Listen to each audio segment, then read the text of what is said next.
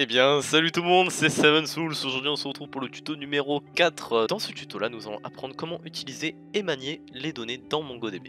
Comme d'habitude, vous aurez besoin donc de Node, d'un éditeur de code comme Visual Studio Code, du module npm MongoDB, ainsi que du MongoDB Community Server. Je vous laisse l'installer. Et on se retrouve juste après donc sur notre éditeur de code. Petite précision lors de l'installation, si vous vous posez la question, ce ne sera pas custom que vous devrez sélectionner mais complete. Les deux reviennent quasiment au même en réalité, mais bon, c'est une petite précision comme une autre. Nous voilà donc dans notre éditeur de code, donc nous allons faire dans un premier temps un index.js, ensuite on va faire CTRL U ou terminal, new terminal, et on va faire un npm init. Suite au npm init, on entre nos informations, rien d'important là-dedans, on entre l'auteur, on fait enter et on fait un npm i mongodb qui est donc pour npm installer le module. Donc une fois que cela est fait, on va fermer la console et on va faire un const export égale require mongodb. Là-dedans, on va donc appeler notre mongo client pour définir donc notre client mongodb. Ensuite, on va définir notre URL de connexion à notre base de données en local, qui est donc un mongodb localhost parce que notre base de données est en local, 2.27017 car c'est le port par défaut de MongoDB. Ensuite, on va faire un const client égale new mongo client. Suite à ça, on va donc appeler notre URL comme il est indiqué ici, et juste en dessous un client.connect. Alors pour vérifier que notre base de données s'est bien connectée, on pourrait très bien à côté ajouter un point .ven qui dirait donc console.log connecté.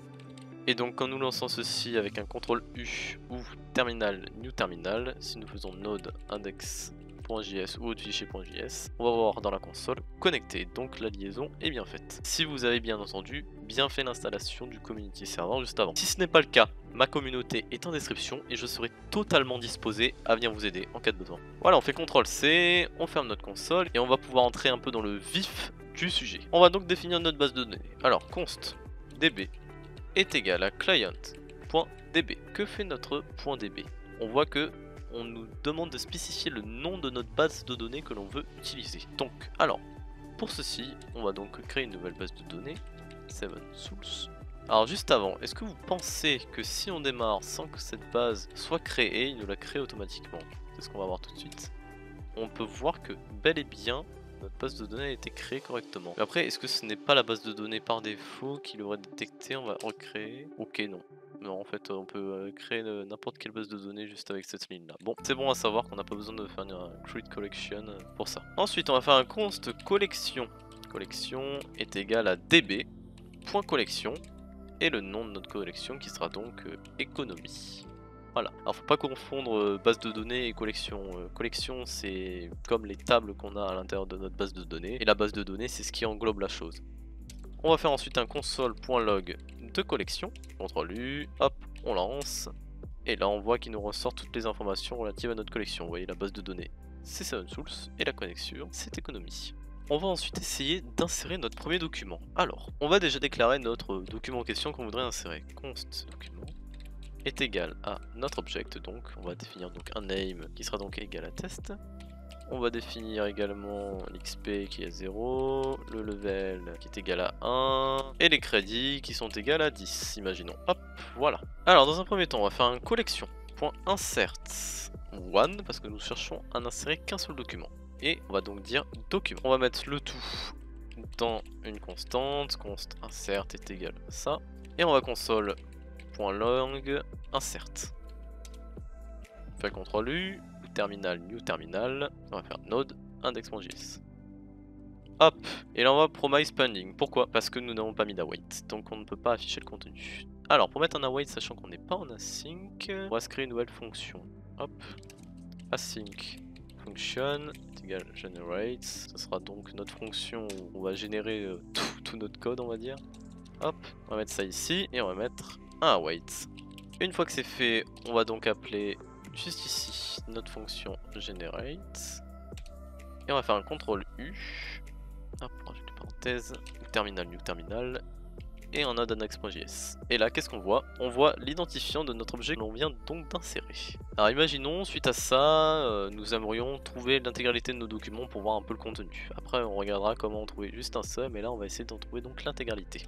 On va faire un const find est égal à await collection .find .toArray pour mettre ça sous forme de liste. Donc on lui dit clairement de trouver dans la collection puis de mettre sous forme de liste le résultat qu'il aura obtenu. En console.log find, juste on va aller retirer notre console.log de collection qui nous prend une place monstre dans la console à chaque fois. Et hop, on relance, et là qu'est-ce qu'on voit? Bon, vu qu'on a relancé 2 fois notre script, forcément il réinsère à chaque fois qu'on le lance. Ça c'est un peu embêtant. Voilà, on met en commentaire, et donc on peut voir nos documents en question. Et si nous aurions voulu insérer plusieurs documents en même temps? Tout à fait possible, imaginons on va insérer notre const document et notre const document 2. Imaginons 2 documents différents qui sont en réalité pareils. On aurait pu faire un const insert many est égal à await collection insert many donc. Et donc là-dedans c'est un type array. On a juste à mettre document, virgule, document 2. On lance notre script. Hop. Et puis maintenant que c'est inséré, on n'a pas affiché le résultat mais on va le remettre en commentaire. Si on relance, on voit que du coup il nous a inséré tous nos objets. Alors on va mettre en grand. Ça c'est nos 3 essais. Et ça c'est donc notre insert many. On voit 10 et 20. Donc c'est bel et bien nos 2 documents qu'il a insérés en même temps. Si nous aurions voulu trouver un document en particulier qui a par exemple une donnée précise, donc crédit est égal à 20. C'est notre seul document qui a des crédits est égal à 20. On va essayer de le trouver.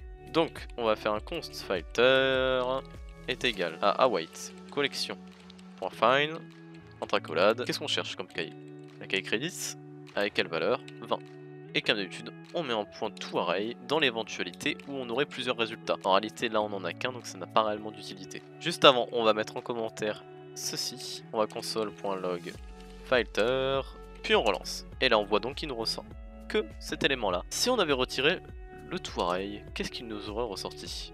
On lance, et là on voit qu'il nous ressort un pavé monstre. Donc on voit que le toArray a quand même une utilité assez importante. Et si nous souhaitions mettre à jour un document en particulier, donc c'est un document que nous aurions trouvé. Pour le coup, ça sera donc les crédits qui sont égaux à 20 que nous allons mettre à jour. Alors, pour faire ceci, c'est très simple. On va déjà mettre en commentaire tout cela, histoire que ça ne vienne pas polluer notre console juste après. On va faire un const update est égal à await collection.update 1. Vous avez vu qu'il nous propose également le update many, donc nous pourrions mettre à jour plusieurs documents en même temps. Comme argument, donc on lui demande les crédits qui sont égaux à 20, c'est un seul document. Et après, entre accolades, on va appeler le $set, qui est donc pour définir une valeur. Et donc, comme valeur qu'on va lui demander de définir, c'est le champ name qu'on va donc attribuer en tant que 7. Hop, entre guillemets. Puis, on va faire un console.log de update. On relance, CTRL C, flèche du haut. Hop, là qu'est-ce qu'il nous dit? Il nous dit que le nombre de documents modifiés est égal à 1. Et le nombre d'éléments trouvés est égal à 1.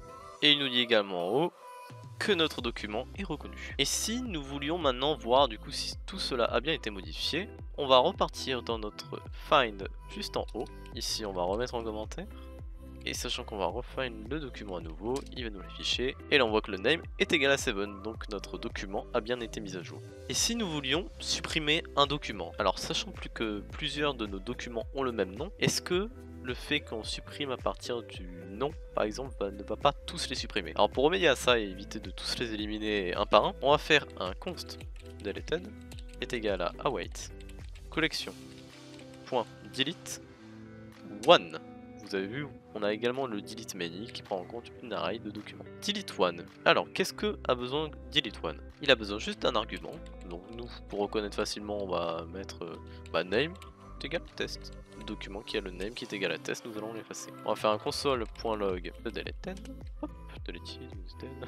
Mon accent franglais, vous le connaissez.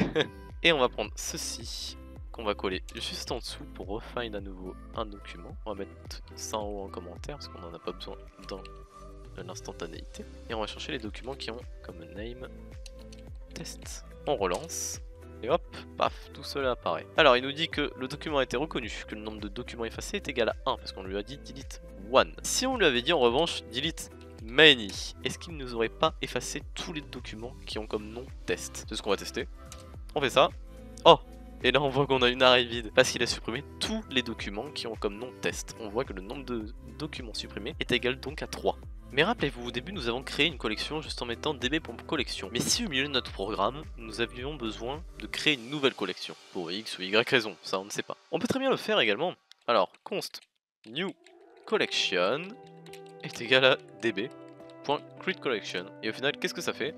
On dit que le nom de la collection à créer. Bon, même si notre db.collection nous la crée en réalité, si on aurait eu besoin de créer une collection au milieu pour une raison quelconque, on aurait pu, avec cette méthode là, on aurait pu créer la collection, je sais pas, serveurs imaginons. Hop, on console.log la new collection. Hop, new tout court, new collection. Et hop, juste ici du coup, on va mettre en commentaire pour pas que ça ne s'exécute. Hop, on va relancer à nouveau. Ah, il nous met un await pending, forcément. Donc on va le mettre dans notre fonction async et on va lui mettre un await. Hop, en asynchrone. Voilà. Et donc on va console.log new collection. Hop. Alors en revanche on va appeler notre collection autrement juste avant de lancer, parce qu'en fait même s'il nous a appelé promise pending, en réalité la collection en arrière-plan c'est bel et bien créé, c'est juste notre résultat qui ne peut pas être affiché. Alors comme vous l'aurez certainement deviné, notre await nous permet de résoudre notre promesse qui nous donc affiche le résultat. Donc on va appeler la collection autrement, on va l'appeler users, on va lancer. Et là qu'est-ce qu'on voit? Un pavé énorme mais qui nous dit bel et bien que notre collection users est ok. Donc on va supprimer tout ceci. Quand on vérifie en réalité qu'elle est là. Alors le MongoDB Community Server vous installe également le MongoDB Compass. C'est le petit logiciel que vous avez juste ici. Et en fait quand on va faire disconnect juste avant, voilà. Ici vous avez la connexion locale, donc 127.0.0.1 veut dire également localhost. Avec le port, vous cliquez dessus et là vous voyez on a le nom donc, de ma base de données 7source et connect.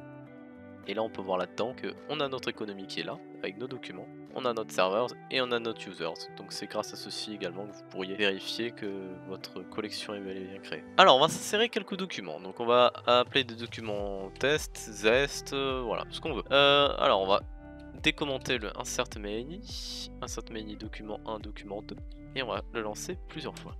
Hop, hop. Et hop, on va juste vérifier que donc dans économie, voilà, on a nos 7, nos tests, nos zest qui sont lancés. Et là vous allez me dire, mais 7, pourquoi tu fais ça? Ça n'a pas de sens. Alors si, en réalité ça a un sens. On va prendre juste cette collection qu'on a juste en haut. On va la coller ici, on va supprimer l'ancienne qu'on a là-haut. Et juste après le point find, on va ajouter un point sort. Alors le point sort nous permet d'organiser nos éléments en ordre alphabétique ou en désordre. Là-dedans on va spécifier notre object en question. Donc nous ce qu'on veut classer c'est donc notre name. Et on va mettre 1. Pourquoi 1? 1 veut dire par ordre alphabétique, moins 1 veut dire en désordre. Donc on va mettre 1, le tout array on le laisse, et on va faire un console.log de find. On va pouvoir mettre en commentaire le insert many, et on va faire CTRL-U, node index.js ou terminal new terminal. Et là qu'est-ce qu'on voit en console? Alors mettons un peu notre console en grand. On voit que le premier élément est 7, deuxième test. Alors là vous allez me dire mais 7, qu'est-ce qui nous prouve que ces éléments là ne sont pas organisés comme ça en base de données, que tu les as juste ressortis sans réellement les classer? On peut aller vérifier ça. Et là on voit que c'est 7, test, zest. En réalité ils sont pas du tout dans l'ordre. Alors que là ils sont dans l'ordre alphabétique. Mais donc si nous avions spécifié un moins 1 à la place, ils auraient donc été dans le désordre, dans l'ordre non alphabétique. Hop, là on peut voir qu'on commence par Z et on finit par S. Et si nous voulions maintenant supprimer une collection, radicalement, qu'est-ce qu'on peut faire? db. Alors, qu'est-ce que ça nous propose? Drop collection, carrément. Et si on drop users, par pur hasard, qu'est-ce que ça va faire? Alors, on va faire node index.js et y est connecté. Ici, donc, on va donc refresh. Alors, pour refresh notre liste, c'est ceci. Hop. Et là, on voit que users est disparu. Oh, sacrilège. Et si nous faisions sauter, pas une collection qui est donc une table, mais la base de données entière? En fait, c'est la même chose. C'est drop database. Et là, du coup, notre base de données, c'est 7source. Comment je le sais? C'est le dossier qui est donc juste ici. Ça, c'est la base de données. Ça, c'est les collections, donc les tables que compose notre base de données. Alors, juste avant de faire sauter notre base de données, on va faire une dernière chose. On a envie de find, du coup, tous nos éléments. Mais, au lieu que ça nous ressorte tous nos éléments, on a envie d'en ressortir que 2. Alors, comment faire ça? Juste après le point find, vous faites un point limite. Et vous mettez A2.